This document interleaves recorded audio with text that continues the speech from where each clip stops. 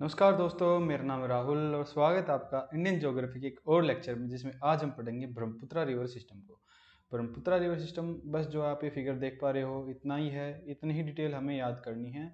बस थोड़ी बहुत छोटी मोटी और डिटेल हैं, 3-4, वो हम बाद में देख लेंगे कैसे याद करनी है और कौन कौन सा मटेरियल यूज हुआ है।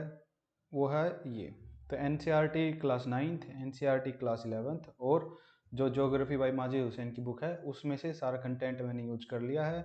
ये लेक्चर देखने के बाद आपको वो समझ में आ जाएंगी और वो पढ़ने की ज़रूरत है नहीं, उन सब का राइटअप मैं इसी में दे दूंगा।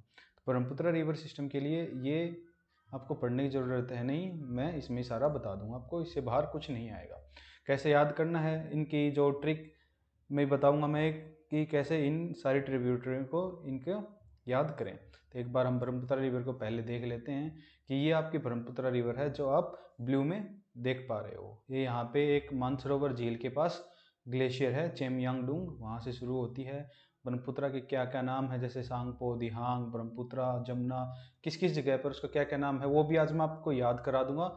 आज के बाद आपको कोई भी कन्फ्यूजन नहीं होगा कि वो कौन से देश से बहती है, कौन से राज्य से बहती है, उसके कौन से राज्य में कौन से देश में क्या क्या नाम है, कौन सी उसकी ट्रिब्यूटरी है, सारी मैं आपको आज याद करा दूंगा। ये मेरी गारंटी है इस लेक्चर के एंड तक। तो आइए बिना किसी विलंब के साथ ब्रह्मपुत्रा रिवर सिस्टम को शुरू किया जाए। तो आज हम पढ़ेंगे ब्रह्मपुत्रा रिवर को मैप के जरिए। तो इस मैप में जैसा कि आप देख भी पा रहे हो, ये आपकी जो येलो वाली है वो आपकी ब्रह्मपुत्रा रिवर सिस्टम है। ब्रह्मपुत्रा नदी, जैसे मैंने बताया, ये वाली ब्रह्मपुत्रा है। तिब्बत में इसको सांगपो बोला जाता है। तो इसके क्या क्या किस किस जगह पर क्या क्या इसके नाम है वो आज ये देख लेते हैं। तो जैसा मैंने सबसे पहले बताया कि ये मानसरोवर झील हमने सुनी होगी। मानसरोवर झील के पास से दो और नदियाँ निकलती हैं। कौन कौन सी? एक तो आपकी सतलुज नदी। सतलुज नदी कहाँ से निकलती है? सतलुज नदी आपकी राकसताल नाम की झील, जो मानसरोवर झील के पास ही है, राकसताल ग्लेशियर। और एक और इंडस नदी भी यहीं से निकलती है, उसका उद्गम स्थान बोखारचू झील, हमने ये पढ़ लिया है ऑलरेडी। तो मानसरोवर झील के पास क्या है? चेमयांगडुंग, जैसा कि आप ये देख पा रहे हो, ये चेमयांगडुंग नाम का एक क्या है? हिमनद है, ग्लेशियर है, जैसा कि आप देख पा रहे हो। इसके पास से ही कौन सी नदी निकलती है? आपकी ब्रह्मपुत्रा नदी। ब्रह्मपुत्रा नदी ये तिब्बत में ही है, आपको पता है। कैलाश जो पर्वत है, कैलाश पर्वत पर ही है मानसरोवर झील, में पता है। तो कैलाश पर्वत पर आपकी निकलती है कौन सी? सांगपो। तो तिब्बत में क्या बोला जाता है? सांगपो। तो इसको कैसे याद करेंगे? T for Tibet, T for Tsangpo. ये सांगपो नहीं है, ये है सांगपो बोला जाता है, टी इसमें साइलेंट है। तो टी फॉर तिब्बत और टी फॉर सांगपो। तो सांगपो नदी कहाँ से निकलती है? ये आपकी कहाँ से? मानसरोवर झील के पास चेमयांगडुंग नाम का एक ग्लेशियर है, वहाँ से निकलती है। और उसके बाद ये यहाँ से बहती हुई एंटर करती है कहाँ पे? आपकी एंटर करती है ये अरुणाचल प्रदेश में। अरुणाचल प्रदेश में कहाँ से एंटर करती है? हमने पासेस में ऑलरेडी पढ़ लिया है। योंगयाब, योंगयाब जो दर्रा है, योंगयाब नाम का पास है, वहाँ से आपकी, जैसा कि आप देख पा रहे हो, ये वाली नदी आपकी ब्रह्मपुत्रा नदी है। तो ब्रह्मपुत्रा नदी कहाँ से निकलती है? आपकी योंगयाब पास। कहाँ पर है ये? अरुणाचल प्रदेश में। पासेस में हमने ऑलरेडी पढ़ लिया है। तो ये कहाँ से एंटर करती है? अरुणाचल प्रदेश में योंगयाब नाम के पास से आपकी एंटर करती है। तो इसको क्या बोला जाता है? तिब्बत में सांगपो बोला जाता है। तो जब ये एंटर कर जाती है योंगयाब पास से, तो इसको, जैसे कि आप देख पा रहे हो, इसको बोलते हैं अरुणाचल प्रदेश में दिहांग या सिकांग।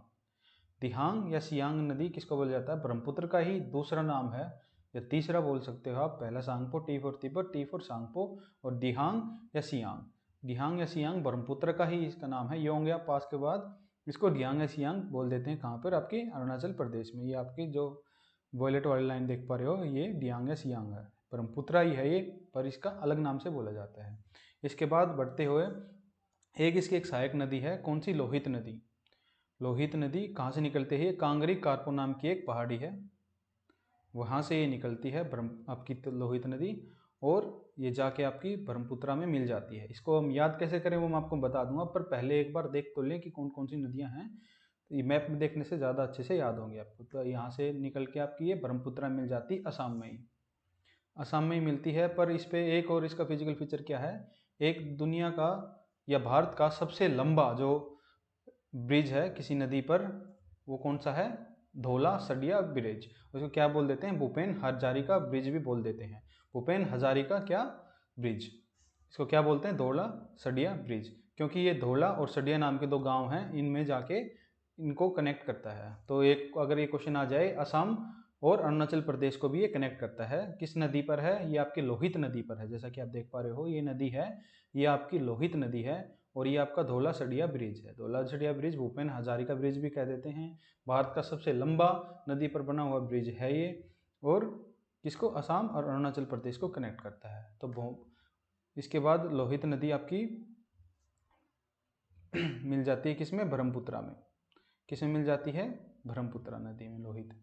तो जहाँ पे लोहित नदी आपकी ब्रह्मपुत्रा में मिलती है, ये जो आपका मीटिंग पॉइंट है, इसी मीटिंग पॉइंट के बाद इसका नाम ब्रह्मपुत्रा हो जाता है। ये ब्रह्मपुत्रा का मीटिंग पॉइंट है कहाँ? वैसे अगर राज्य पूछा जाए तो ये आपके असम राज्य में है। इस असम में इस पॉइंट के बाद ही जहाँ लोहित नदी आपकी मिल जाती है, उसी के बाद इसको ब्रह्मपुत्रा कहा जाता है। तो ब्रह्मपुत्र इसको असम में कहते हैं। इससे पहले इसका क्या क्या नाम थे? Tsangpo, T for Tsangpo, T for Tibet, और एक डियांग या सिकांग। इसके बाद ब्रह्मपुत्रा जो आपकी नदी है वो बहती हुई चली जाती है आपकी शिलोंग प्लेटू को काटते हुए, कहाँ पर? आपकी बांग्लादेश में। उससे पहले इसके कुछ और फीचर हैं, जैसे कि आपने पढ़ा होगा मंजोली। तो जो मंजोली दुनिया का सबसे बड़ा नदी पर बना द्वीप है, दुनिया का सबसे बड़ा नदी पर बना द्वीप कौन सा है? मंजोली। वो किस पर है? वो आपका ये ब्रह्मपुत्रा नदी पर ही है। जैसा कि आप देख पा रहे हो, जो मंजोली द्वीप है वो दुनिया का सबसे बड़ा द्वीप है। किस पर? नदी पर बना हुआ। तो किस पर है वो? ब्रह्मपुत्रा नदी पर ही है। इसके बाद जो गुवाहाटी आपका आसाम में है, गुवाहाटी, वो कहाँ पर है? वो गुवाहाटी भी आपका ब्रह्मपुत्रा नदी के किनारे पर ही स्थित है। तो गुवाहाटी असम का इसी पर स्थित है। फिर जो शिलोंग का पठार हमने सुना होगा, शिलोंग प्लेटू, ये जो आप देख पा रहे हो शिलोंग का पठार, इसको ये काटती हुई, इधर से ये काटती हुई, ये शिलोंग का पठार आपका पूरा, ये शिलोंग के पठार को काटती हुई ये आपकी किस में घुस जाती है? ये आपकी बांग्लादेश में चली जाती है। कौन सी? ब्रह्मपुत्र नदी। फिर इसकी एक और सहायक नदी है, कौन सी? आपकी तीस्ता। ये आपकी गंगटोक सिक्किम में के पास से ही निकलती है, गुजरती है। किससे? पुहुरी माउंटेन्स। पुहुरी माउंटेन्स है वो इसका ओरिजिन स्थान है। तो वहाँ से ये निकलती हुई गंगटोक सिक्किम से होती हुई किस में मिल जाती है? आपकी ब्रह्मपुत्रा नदी में आके मिल जाती है। ब्रह्मपुत्रा नदी में कहाँ पर मिलती है? ब्रह्मपुत्रा नदी में मिलती है बांग्लादेश में। तो जहाँ पे आपकी तीस्ता नदी आके मिलती है, जो ये मीटिंग पॉइंट आप देख पा रहे हो, ये आपकी तीस्ता नदी है और ये ब्रह्मपुत्रा। जहाँ पर तीस्ता आके ब्रह्मपुत्रा से मिलती है, वहाँ से ही इसका नाम जमुना होता है। याद कर लेना, बांग्लादेश में तो ये पहले से ही घुस गई, पर जब ये घुसी तब से इसका नाम जमुना नहीं है, ये मिसकंसेप्शन है। तो जहाँ से तीस्ता नदी इसमें आके मिलती है, वहाँ से इसका नाम जमुना हो जाता है। तो ब्रह्मपुत्रा नदी में जहाँ तीस्ता नदी आके मिलती है, वहाँ से ही इसके नाम जमुना हो जाता है। तो जैसा कि आप वैसे देख भी पा रहे हो, जो ये तीस्ता नदी है वो इसकी वेस्टर्न मोस्ट ट्रिब्यूटरी कौन सी है? ब्रह्मपुत्रा की तीस्ता नदी। उसके बाद गंगा नदी सिस्टम शुरू हो जाता है, और जो आपका नेपाल हिमालय है वो तीस्ता, जो आपके सबसे लास्ट में देख पा रहे तीस्ता, और यहाँ पे गंगा नदी की एक ट्रिब्यूटरी है काली नदी। तो जो काली और तीस्ता नदी के बीच में है वही आपका नेपाल का हिमालय है। जैसा कि आप देख पा रहे हो ये नेपाल है, तो ये किस किस के बीच में है? तीस्ता नदी और काली नदी के बीच में नेपाल हिमालय है। इसके बाद बांग्लादेश में जो एंटर करती है जमुना नदी, इसमें एक और ट्रिब्यूटरी बराक है, वो आके मिलती है इसमें, इसका नाम जमुना हो जाता है। मैंने बता दिया तीस्ता नदी के मिलने के बाद। और फिर जो आपकी गंगा नदी है, हमने पहले ही पढ़ा था, वो दो धाराओं में बटती है, पद्मा और कौन सी बताओ? हुगली। तो पद्मा आके आपकी जब जमुना में मिल जाती है, कहाँ पर? ये इधर बांग्लादेश में ही। तो बांग्लादेश में जब पद्मा, जो गंगा की एक धारा है, और ब्रह्मपुत्रा, जो जिसको जमुना बोला जाता है, वो मिल जाती हैं, तो वो किसका निर्माण करते हैं? एक और धारा का नाम निर्माण करते हैं, जिसका नाम है मेघना। मेघना जो ये कंबाइंड धारा है किसकी? आपकी जमुना की और पद्मा की, इसको कहते हैं हम मेघना। जो ये मेघना नदी जो बांग्लादेश की राजधानी है ढाका, वहाँ से भी होते हुए गुजरती है और आपकी बंगाल की खाड़ी में आके मिल जाती है। तो जैसा कि आप देख पा रहे हो, ये आपका पूरा ब्रह्मपुत्रा नदी सिस्टम था। एक बार हम इसको खुद से ड्रॉ करके पढ़ लेंगे ताकि हमें कोई भी कन्फ्यूजन ना हो। तो मैप में आपको होपफुली याद हो गया होगा, नहीं तो एक बार जब हम प्रैक्टिस करेंगे तब आपको हो जाएगा। तो आइए इसको मैप में भी एक बार ड्रॉ करके देख लेते हैं ताकि हमें एग्जैक्टली याद हो जाए। जैसा कि मैंने बताया, मानसरोवर आपकी झील है, कहाँ पर? तिब्बत में ही मानसरोवर झील है। उसके पास में एक ग्लेशियर है, हिमनद है, क्या नाम का? चेमयांगडुंग। चेमयांगडुंग ग्लेशियर से निकल के तिब्बत में बहती है। तिब्बत में इसका क्या नाम है? T for Tibet, T for Tsangpo. Tsangpo नदी जब यहाँ पे योंग याब, क्या बताया था मैंने? योंग याब पास, हमने ऑलरेडी पढ़ लिया है, बुमराह को योर मारी थी उसके, याद भी करा था हमने। वहाँ से घुसती है, वहाँ से इसका नाम क्या हो जाता है? दियांग या सिकांग। ऐसे ही फिर ये यहाँ पे घुसती है आपके असम में इसमें एक और इसकी जो सहायक नदी है वो आके मिल जाती है, जिसका क्या नाम है, लोहित। लोहित कहाँ से शुरू होती थी हमने देख लिया है, यहाँ पर एक पहाड़ी है उससे शुरू होती है, और लोहित यहाँ पे बहती हुई आपकी ब्रह्मपुत्रा नदी में मिल जाती है। जब ब्रह्मपुत्रा दियांग सिगांग में मिल जाती है तो इसका नाम क्या हो जाता है, ब्रह्मपुत्रा। तो असम में इसको क्या कहते हैं, ब्रह्मपुत्रा। ये नदी आपकी बहती हुई जो शिलोंग का पठार है उसको काटती है और बांग्लादेश में एंटर कर जाती है। याद करेंगे हम इसमें क्या कि बांग्लादेश में जब एंटर करती है, एंटर करते ही इसका नाम चेंज नहीं होता है, बल्कि यहाँ पे आपकी जो गंगटोक सिक्किम में एक धारा निकलती है तीस्ता नदी, जो तीस्ता नदी इसमें आके मिलती है। तीस्ता नदी इसमें मिलने के बाद इसका नाम क्या हो जाता है, जमुना। तो जमुना नदी कौन सी है, ये तीस्ता नदी और सिगांग दिगांग ब्रह्मपुत्रा नदी के मिलन से मिली है जमुना नदी। ऐसे ही गंगा दो धाराओं में बढ़ती है, एक आपकी हुगली और दूसरी पद्मा। पद्मा जब इसमें आके मिल जाती है तो इसका नाम मेघना हो जाता है, और मेघना बंगाल की खाड़ी में जाके गिर जाती है। हमने कुछ और इसके फीचर पढ़े थे, वो क्या थे, हमने इसके फीचर पढ़े थे कि इस पर क्या क्या है। एक तो यहाँ पे इसका मझोली द्वीप है, एक आपका तीस्ता जो लोहित नदी है उस पर हम क्या याद रखेंगे, एक ब्रिज था असम और अरुणाचल प्रदेश के बीच में, भूपेन हजारिका ब्रिज, धौला सड़िया ब्रिज। धौला गांव और सड़िया गांव के बीच में था वो, इसलिए इसको भूपेन हजारिका या धौला सड़िया ब्रिज कहते हैं। ये भारत का सबसे लंबा है, ये दुनिया का सबसे लंबा बड़ा द्वीप है किसी भी नदी पर बना हुआ। जो आपका जो यहाँ पर भी एक वो था, हमने वो भी पढ़ लिया था, और उसके बाद शिलोंग प्लेटू को काटते हमने देख लिया था। आइए तो इसकी अब एक ट्रिब्यूटरी हम पढ़ लेते हैं। ये आपका पूरा ब्रह्मपुत्र नदी सिस्टम है, ये मैं आपको पीडीएफ में प्रोवाइड कर दूंगा, सिर्फ आपको इतना ही याद करना है, इसमें और कुछ ज़्यादा याद करने की आवश्यकता है नहीं। नाम मैंने बता दिए हैं कैसे याद करने हैं आपको। तो आइए बस मैं एक ट्रिक बता देता हूँ जिससे आप क्या याद करोगे, ये सारी सहायक नदी है। इसकी ट्रिक किस प्रकार है आइए देख लेते हैं। तो ट्रिक इस प्रकार है कि ब्रह्मपुत्रा और पुत्र कहाँ पर याद करते हैं आप, जटदा पुत्र मतलब पंजाबी। पंजाबियों क्या होते हैं, जटदा पुत्र, ब्रह्मपुत्र से जटदा पुत्र पंजाबी पुत्र की एक कहानी याद करेंगे हम। क्या नाम के, ढिल्लो नाम के। ढिल्लो नाम का एक जटदा पुत्र था, ढिल्लो नाम का एक पंजाबी आदमी था, जटदा पुत्र। तो ब्रह्मपुत्र जटदा पुत्र ढिल्लो। तो ढिल्लो ने क्या खोला, आपको पता ही है, ढिल्लो दा ढाबा। तो ढिल्लो ने क्या खोला था, एक ढाबा। ढिल्लो ने क्या खोला, ढाबा। तो ढिल्लो दा ढाबा से हम क्या याद करेंगे, ये सहायक नदी आपकी ढिल्लो दा ढाबा है। ढिल्लो मतलब डी दिबांग, लो लोहित, ढा DH से धनसरी और BA से बराक। तो ढिल्लो दा ढाबा से हमें क्या याद हो गई आपकी, ये सारी नदी याद हो गई हमें। दिबांग याद कर लेना, दिहांग और डिबांग अलग अलग नदी है। दिहांग जो नाम है वो ब्रह्मपुत्रा का ही है, और जो डिबांग है इसकी एक सहायक नदी है। ये थोड़ा इसमें लोहित नदी के आसपास ही आके इसमें मिलती है, आप याद कर लेना। जो इसका उद्गम स्थान है वो भी लोहित नदी के आसपास ही है, ये भी आप याद कर लेना। तो ढिल्लो द ढाबा, ढिल्लो कौन था, पुत्र था, जटदा पुत्र था, तो ढिल्लो नाम था उसका, ब्रह्मपुत्रा नदी का है ये सहायक नदी। तो हमें ट्रिक ये भी नहीं भूलेंगे कौन सी नदी की है। तो ढिल्लो, डी दिबांग, एलो लोहित, और ढाबा धनसरी और बराक।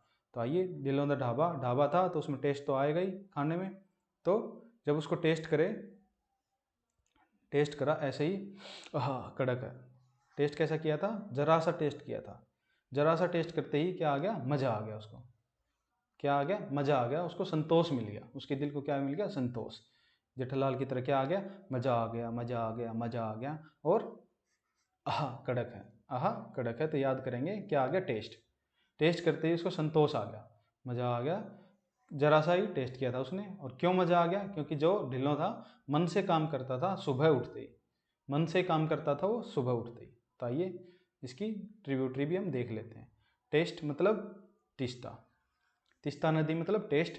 तीस्ता नदी क्या खास बात है, ये बांग्लादेश में आके मिलती है, ट्रांसबाउंड्री रिवर है, और यहाँ से भी इसका नाम, ब्रह्मपुत्रा का नाम क्या हो जाता है, जमुना। क्या आ गया था, संतोष आ गया था।